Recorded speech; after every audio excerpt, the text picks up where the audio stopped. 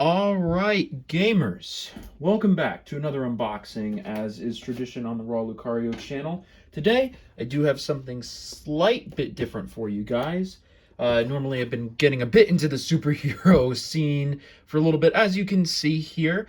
But today, I have for you Transformers Legacy Evolution Prime Universe Skyquake. And this guy looks sick as hell.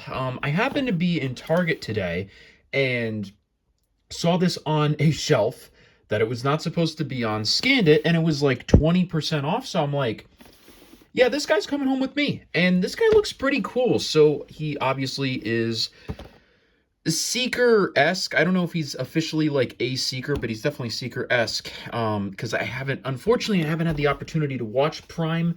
It's been something I've been meaning to do, and I will do it. Trust me, I just haven't had time to right now, but that will definitely happen at some point. Anyway, I really like the design of this guy. The green really helps set him apart a fair bit. And, well, I should say the shade of green. It's a nice, like, muddy green. And it looks like that this one has the ability, if you get Needle Nose, you can attach it on top of him, and he can be a bit of a carrier jet. And it looks like he comes with a sword and a minigun. And I'm really happy to have this guy because my Transformers collection is a little limited right now, but it's also very heavily Autobot based. So I really wanted a Decepticon in here to kind of even things out. I'm hoping to find in the wild, my two most wanted Decepticons right now are some sort of Soundwave and Thundercracker. Those are two of my favorites. So I'm really hoping we get one of those at some point. And when I do, because you know I will, you will be the first to hear about it and see it on the channel here. In the meantime, though, let's try and get this open. I couldn't really find a great way to cut that open. And we'll see what the thing looks like on the inside here. So it is very hard to get out, but all right. Okay. I'm not gonna lie to you, I don't really like this type of packaging a lot. It's not my favorite, but we do have him in here. And he actually comes in vehicle mode, which is interesting.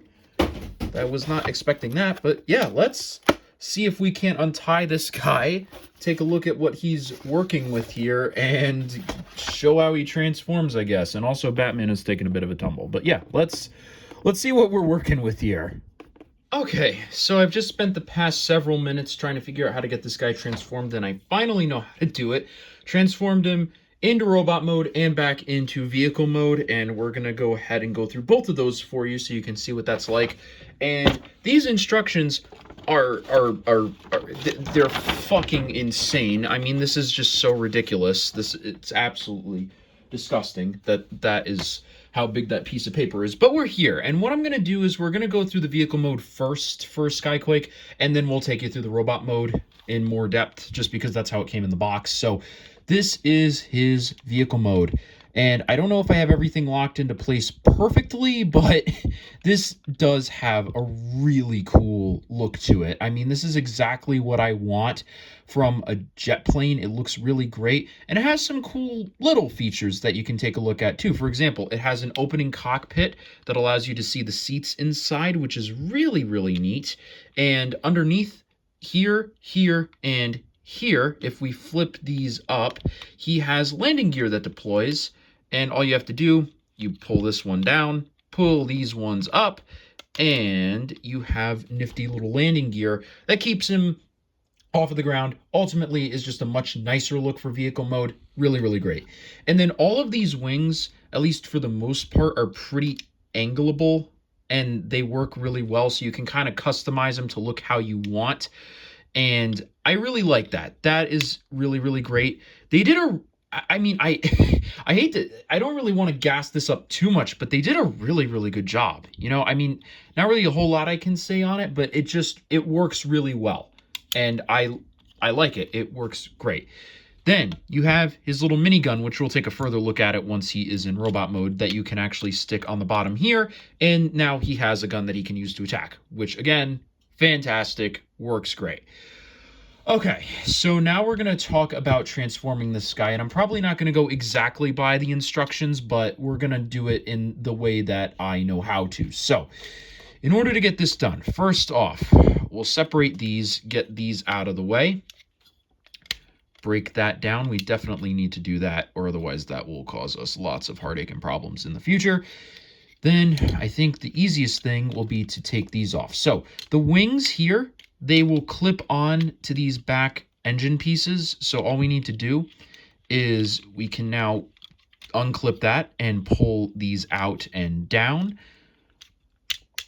And I didn't unclip this one, so that is great. All right, there we go.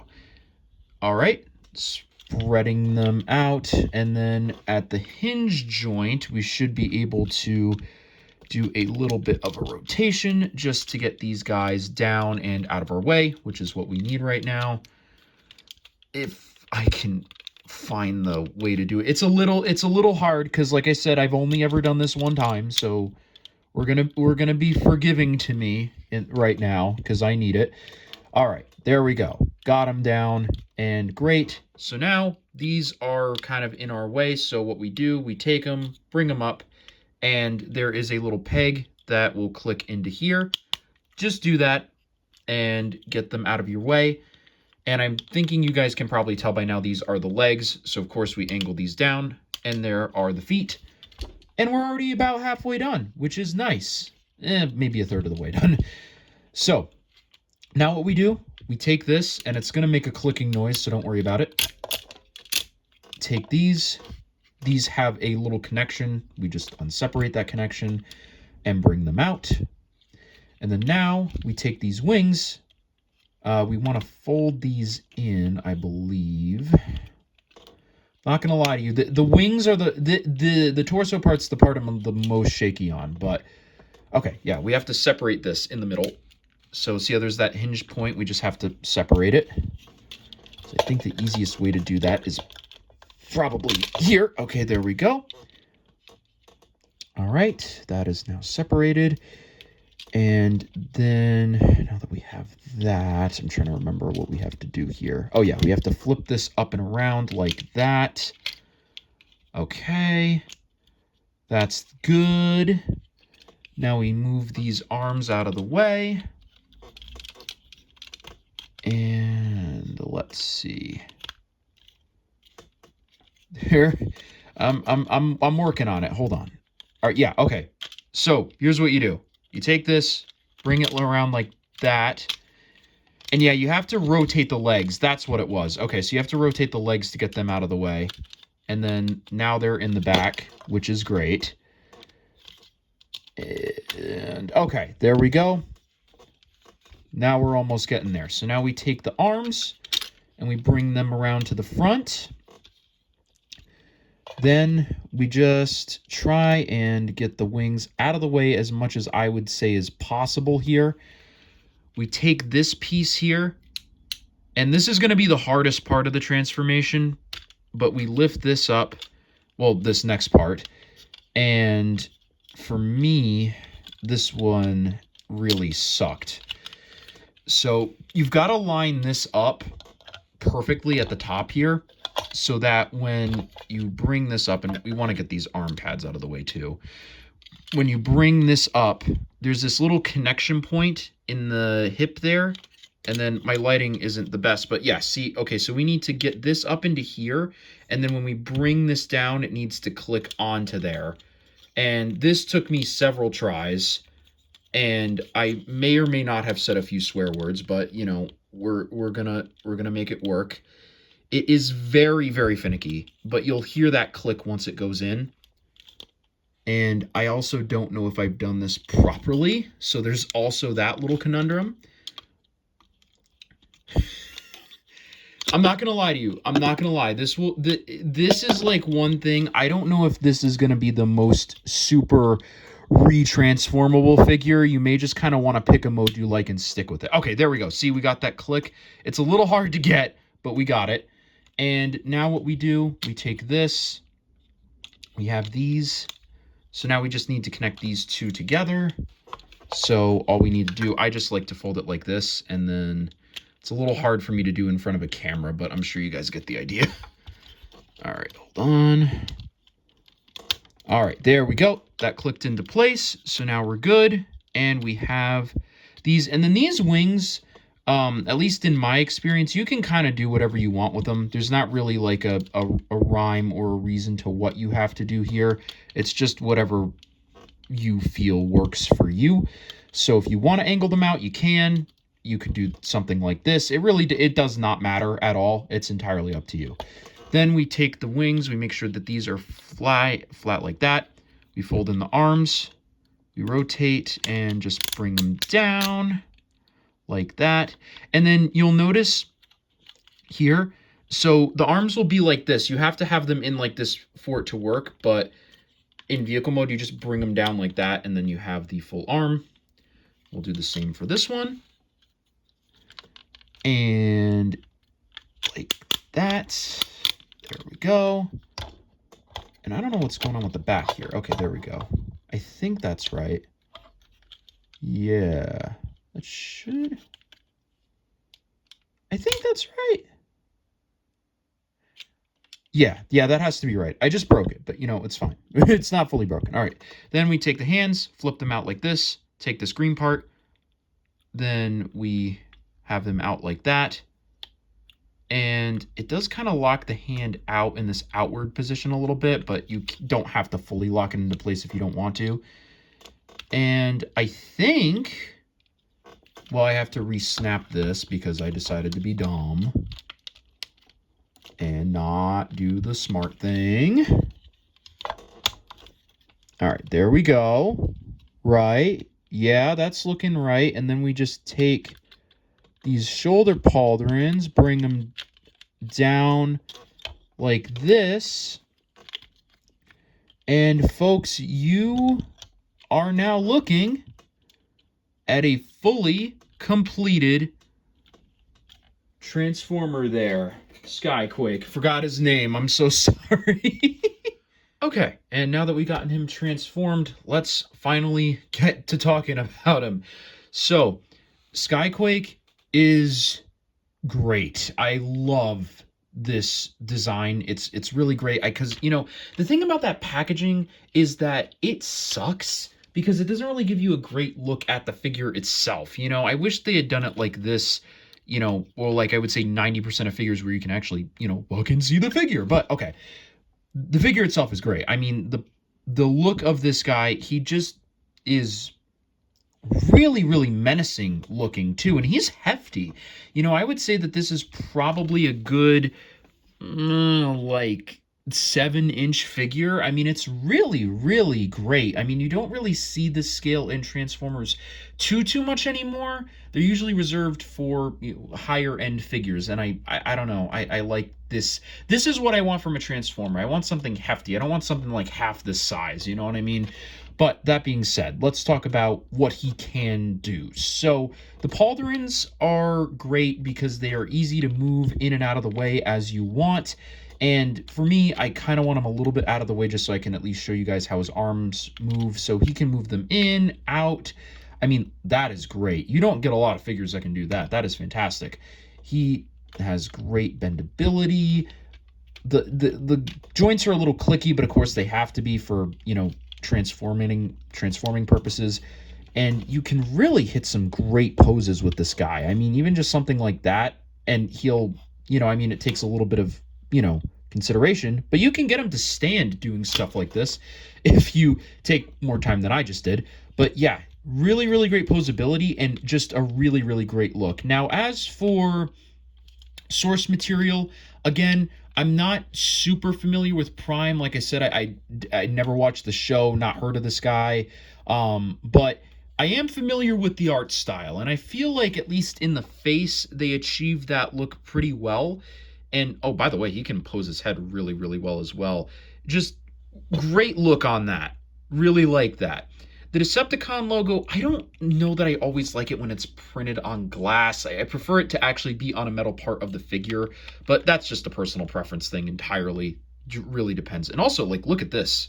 Again, these pauldrons are really, really great. But let's talk about what I think would make this figure this figure and not just, you know, anything else, his accessories. And I am in love. That is just, I am in love with these accessories. So he comes with this insane, I'm guessing energon charged minigun that he can hold, and it is great. It is fantastic. And so all you do, you snap it in like this, and he has, you can, I don't know, I like him holding it one-handed. You know, that to me is a little bit like, you know, it's just, I don't know if I can really believe that he can hold this thing one-handed. Fortunately, he doesn't have to, because this thing comes with a fully extendable secondary grip that is also rotatable. So you can have it go in and out any way that you want, which is really great because it means that he can hold it both ways in both hands, which is neat. So if you want him to hold the base out of his right hand or his left, it doesn't matter. But for me, I think the easiest way that I found to do this is get this in like this, bring it forward, then get this. And by the way, his hands also do rotate, so you can get that to work if you need it to. So we'll get it like this. I think probably if we're doing it this way, this makes the most sense. Let's see if I can do this here. I think, yes. All right, and then all we need to do is not do what I just did, because that didn't work. Okay, no, I know what it is. You have to start in this hand, and then once you've done that, then you can like better rotate this. So if you want them to be kind of like doing, I don't know, you get the point though. It can work, and I got it to work off camera, but of course, you know, in the state of YouTube, when you don't do it on camera, you can never do it, and you are an asshole for suggesting that you can. But either way, you can get some really great side posing at the very least, and you can get middle posing if you work at it enough. I just am not in a position to really do that right now, but even like, look at that. That is just, look at that. I love that a lot. It's really, really great. And for me, if you want him to one-hand it, at least what I would do something like this, and then that works great. And you're going to want him to one-hand it, because this gun is also a transformer in and of itself. Because if you take this piece out, like so, now it is just a regular minigun, not energon charged, right? That he can still hold if you're not fucking stupid like me and make him drop it. And there you go. So he has that. But if you know this character, I don't, but if you do, you know that he has a second weapon. All we have to do is press down in the middle here. Nope, press down in the middle here. And this then turns into a fucking energon sword. How insane is that? Look at that. This is just so great. Man, I love it when Transformers have multiple weapons. That's one of the main reasons, well, not main reason, but one of the reasons I like Optimus a lot, because he has his gun and he has his axe, and this figure gives me that, and it looks so badass. I love this figure so much because of that. I mean, look at that, dude. Really nice see-through look to it, and having it being able to collapse into the minigun works really, really great for storage, because of course you can just clip it underneath the plane if you're in bot mode or whatever, and then you are set. And I actually think, if you don't want him holding it at all, I think there's also a way to clip it onto his backside, which I didn't look at in the instructions, but there is a way to do it. Crap, I don't remember. Hold on, give me 1 second. There is a way to do it. Okay, so I might have been wrong. I don't think there's like a specific place for it to go, but it actually does clip in. So anywhere that you see these hexagonal holes on the figure, you can clip this minigun into just by taking this and sticking it somewhere. So, and of course, because the blade then would go back into the minigun, you just would, need to align it the right way. There is a way to do it, but I don't think there's necessarily an intended place for it to go like I had thought. But I mean, realistically, you can have it on his leg. You can have it, it doesn't really matter where you put it, just anywhere works.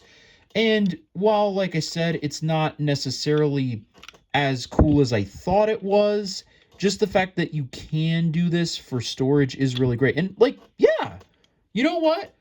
That doesn't look too bad. I gotta be honest. I mean, if you really don't want him holding the minigun or something and don't have somewhere to put it, there are worse things that you could have from a figure like this. But of course, I will be having him holding at least one of his weapons. And this figure rocks. I know this thing has been out for a little bit, and it's not been out long enough to where this can be considered a nostalgic review or anything, but I found it and got it. And, now if I earned money off this channel, which I don't, I could put it on my tax return. So it is a win-win for everybody. And this is just, I'm sure if you follow Transformers at all, you probably already know how good this figure is, but I just thought I would share it. I will say, if I had to take any points away, it's this clicking thing in the torso here.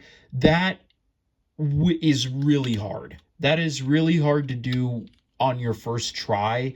But once you get the hang of it, it's fine. And in all honesty, like I said, this figure looks really, really great. It doesn't really have any major flaws or problems that I can see with it. I don't see a lot of hanging off bits really at all. I mean, aside from the wings, but even then they managed to make it look cool. So I really don't have any major complaints here. It poses well. I'm sure it plays well. It transforms really great. Both modes have cool things going on. I don't really have anything negative to say here. I mean, aside from that one little issue, I mean, I could probably give this figure, in all honesty, like a 9, maybe even a 9.5 out of 10. Yeah, probably a 9.5. The only thing, like the only major problem is just that one little bit in the transformation process. But otherwise, this is a great, great figure. And if you know me, if you've watched any of my reviews at all, you know that I don't give scores like that too often. This is a really, really great pickup, and especially if you happen to see it for like 20% off at Target like I did, recommend buying it. It's really, really great. It would look good on any Transformers themed shelf, and it just works really, really well. But yeah, I think that's about it for me. And in the next episode, the next review, which should be releasing next week as I typically do, I did take a little bit of a break, so I apologize for that last time. But I actually do have another Transformers figure that is a little older. And so I think that one will be really, really great for you guys to watch, because this one I don't see on shelves a lot, This is like 8 years old, so I'm going to tantalize you, make you wait for the next episode on that. But in the meantime, if you enjoyed this episode, please do leave a like, comment, and subscribe. It really does help me out. And that would be about it. So I hope you guys have a great rest of your day, and I'll see you all in the next one. Bye.